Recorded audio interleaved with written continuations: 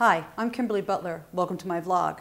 This time, we're going to speak to Dr. Keith Ablow, Carol Jenkins, and a few others about the dehumanization of the media. The medium itself is the message. It's sort of a sub rosa, but here's what happened. When Marshall McLuhan formed this idea and started elucidating it, he referred to a light bulb. What a light bulb did, he said, had no content, but it created a space where people could do stuff after dark. What it did was it created then a community where people could do stuff after dark. So there was content, it was light. In the early 60s, when Walter Cronkite led the country through the assassination and funeral of President John Kennedy, he created a national house of worship, if you will, where the whole country sat around. Many of you remember sitting with your parents and watching those days. He brought us together. So it was not just the content of what was going on during the assassination and funeral, but the fact that all of us Americans, were all together involved in this feast of mourning. I'm so glad that you mentioned Your Name Here, which is this movie that I've made that the world is going to get to see this coming year. It's about a character named William J. Frick. The greatest science fiction writer of all time, Mr. William J. Frick. If you're dealing with medium and the future and how man is, his soul in essence being distorted by his inventions, there's probably nobody that was more visionary about all that than Philip K. Dick. And I think of that in terms of, the fact that a lot of the realities that we now have, he was predicting in the 60s and 70s. There is a book that I think is really interesting about this. There's a cultural analyst and thinker named Marcus Greel.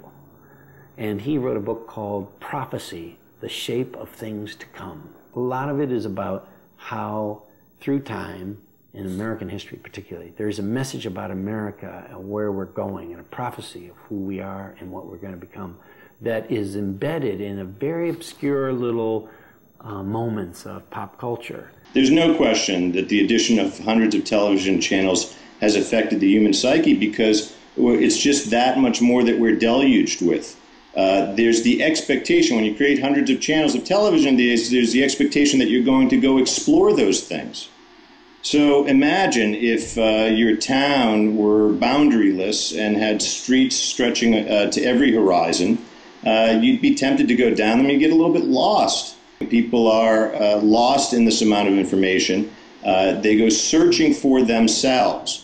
See, I think there's a kind of mirroring that takes place where you go looking for the entertainment or information that sort of reflects you. But the trouble is, the mirroring isn't genuine, because what happens is you're absorbed into the mirror. Popular culture is where people are formed. And so we tend to downgrade that, but we really have to take a second look at popular culture. That's where girls and boys form their opinions of themselves and their sense of worth. People are having their behaviors and their thoughts shaped by the way in which information is being delivered to them. You can start with television, but television is sort of old hat now.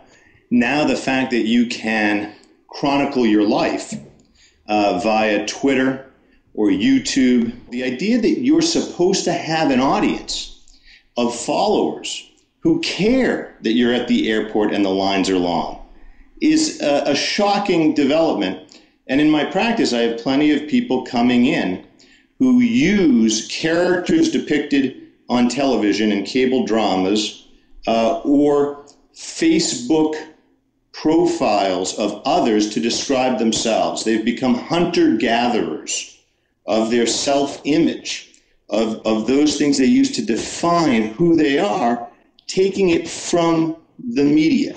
Generally, if you're a person, between the ages of, teen years and into adulthood, you're going to create a profile, which is sort of a multimedia package about yourself. So everyone's becoming kind of a mini reality TV show. And I think that can be tremendously dispiriting in a certain way. And it can lead us to not be connected one to another, because it turns everyone into entertainers. And after all, when you're reading a script and seeking to entertain people, you're not being honest, you're not really connecting. Your thoughts and feelings are at a great distance, not only from these other people, but from yourself. McLuhan was basically not concerned with content. And that's the distinction that if you read him that he makes, that the content is not important. It's not important whether you broadcast loving programs to children or terribly violent programs to children. What's more important is the medium that we are using to deliver it. You have kids who are posting videos on YouTube of themselves beating another young person, and they're shocked when they're charged with this crime. Why? Because I don't think to those individuals they feel as if it was them. Once it's broadcast, I think there's a confusion that the medium creates, a confusion about whether it's in fact they themselves doing this or whether they're actors in these dramas. There's a huge sensationalism going on about television and internet and everything, and there's a lot of snarkiness.